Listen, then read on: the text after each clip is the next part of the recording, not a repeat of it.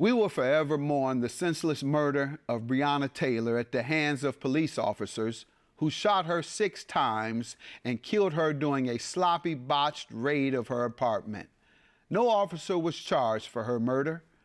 There were no charges of any kind related to the bullets that killed Breonna Taylor, a beautiful human being.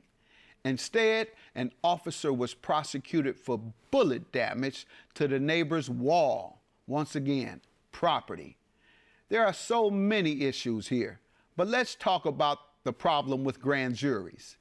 It's time to get rid of them. Grand jury proceedings are shrouded in secrecy.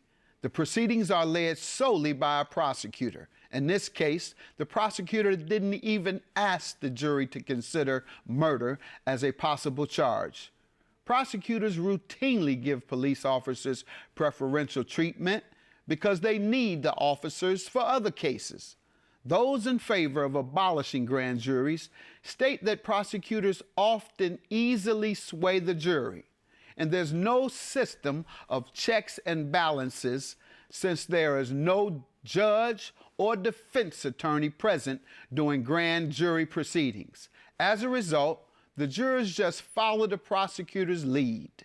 Breonna Taylor protests continue because once again a grand jury has refused to hold the police accountable. One of the jurors on the grand jury expressed concern about the prosecution. Indeed, a judge had to order the prosecutor to turn over the evidence. These steps wouldn't even have been necessary if we just did away with the secret grand jury. But it's not that simple. Short of a constitutional amendment, the elimination of the grand jury seems unlikely. However, we can certainly work to change the process by lifting the secrecy. Removing the secrecy would require an amendment to the state's criminal procedure rules.